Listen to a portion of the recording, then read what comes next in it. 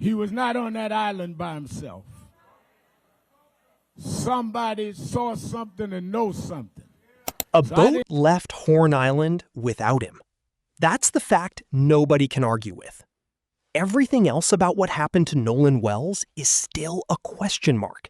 And that's exactly why this story won't let go of people. What role this is going to play in the investigation? Because there is this video that has surfaced that could be the last known image captured of Nolan Wells before he disappeared, before his body was ultimately found. This footage was obtained by TMZ.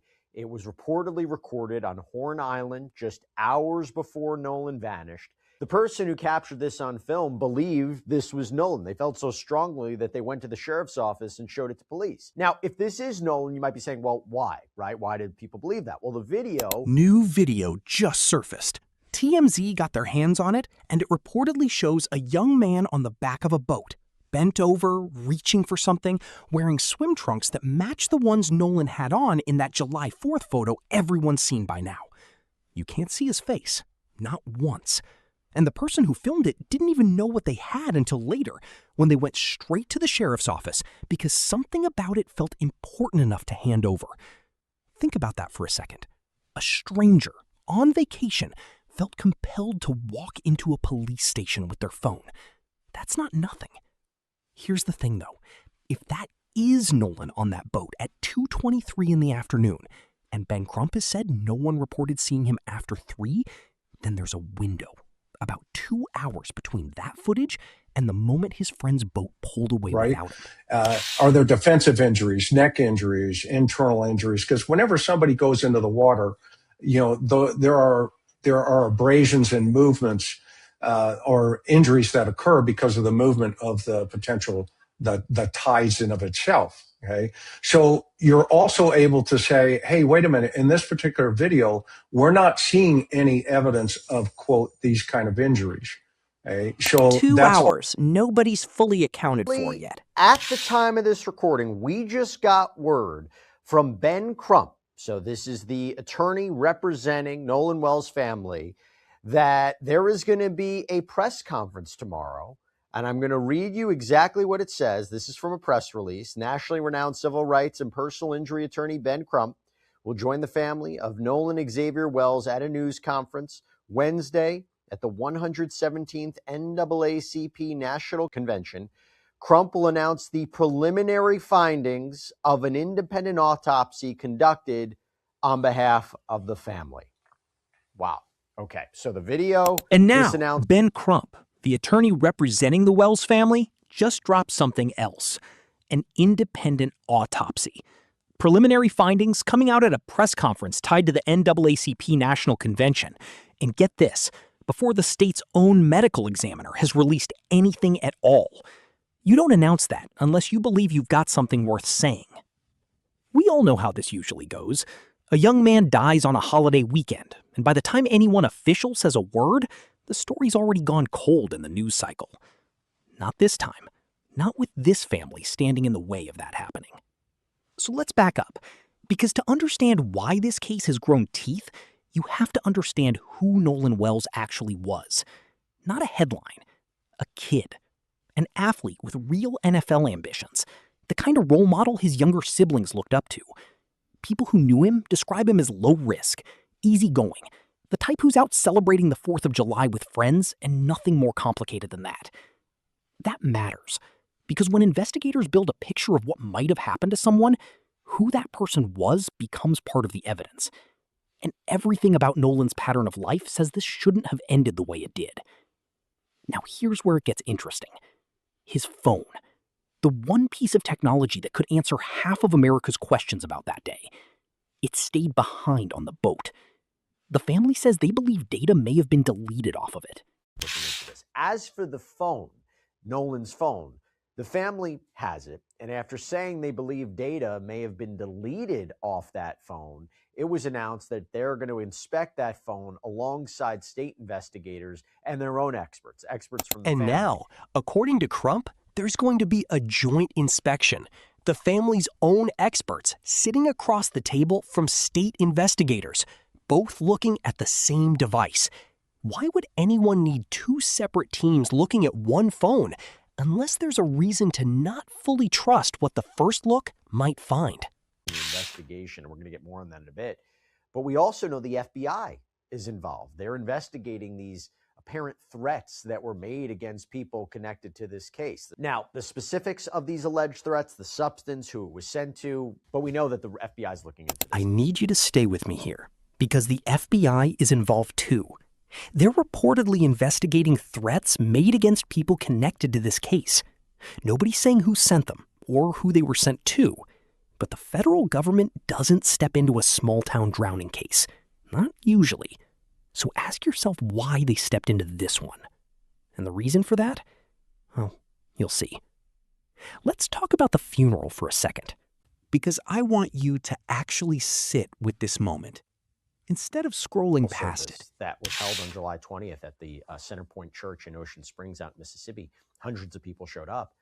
Al Sharpton made a big announcement that he and the actor Tyler Perry, they each put up apparently $50,000 for information leading to a possible conviction, or again, information about what happened to Nolan Wells. So you're looking at $100,000 total for anyone who comes forward. This is what he said. Reverend Al Sharpton officiated.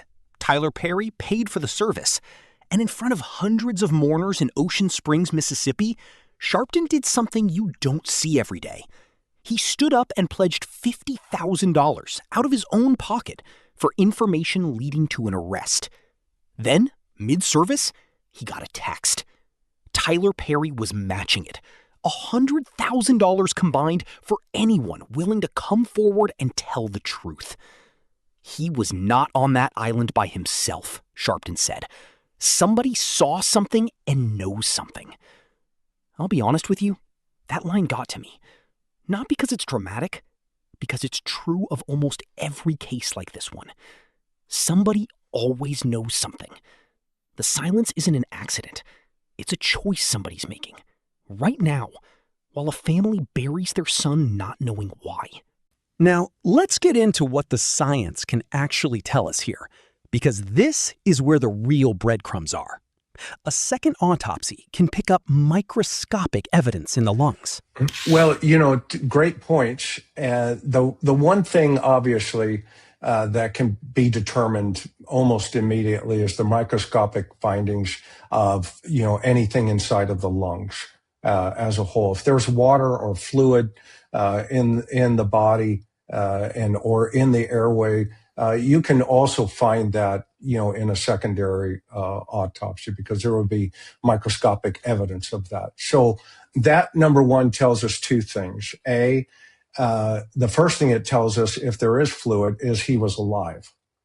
Okay? Because obviously he's inhaling water at that point. So now the secondary question that can be answered there, or at least needs to be answered, is what are the circumstances, to your point, that brought him into that water? What is there evidence of, foul play? Is there evidence of alcohol, other substances in his system? And that's where the toxicology reports are going to play a pivotal role in this from the very first autopsy, because that's going to be the most concentration within inside of this young man's blood. If there's fluid in the airway, that tells investigators he was alive when he went into the water. That's proof of life. And it also opens the door to the next question. What happened in the water? Was there any sign of a struggle? Defensive wounds? Head trauma? That he's working, that part of his life. He's successful with his high school, football, et cetera. And this is the kind of kid that just, you go, you know what? This is a very low risk victim. This is a young man, very low risk. So then you start looking at the risk factors that a suspect and or somebody who would do him harm would take. Does he get on this island with this young lady and there's somebody over there that just doesn't like him, maybe because race is playing a role here, okay? And they get into a fight and he falls into the water and he subsequently drowns. Maybe he's unconscious. And this is where the secondary autopsy will be very critical to see if there's any type of physical evidence in his body i.e. defensive wounds, et cetera, head injuries, what we call subdural hematoma, bleeds inside of the body in of itself.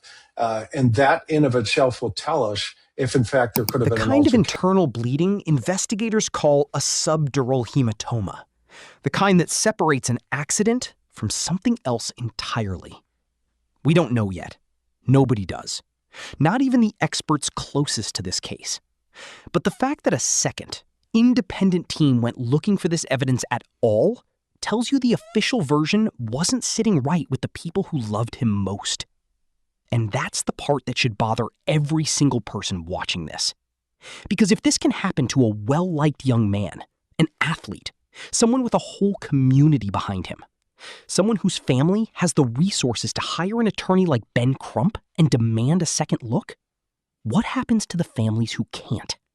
What happens when there's no reward money, no press conference, no NAACP convention backing them up? This case isn't just about Nolan Wells anymore. It's about how many other names never get a second autopsy at all. A grand jury could still hear this case. Crump has said as much. Homicide, tampering with evidence, obstruction. We don't know what charges, if any, could come out of it. What we do know is that tomorrow, for the first time, somebody outside the state system is going to stand up and say what they actually found in that boy's body. So here's what I want to leave you with. A stranger felt strongly enough about a piece of video to walk it into a sheriff's office. A community raised $100,000 in a single afternoon. And a family refused to accept silence as an answer.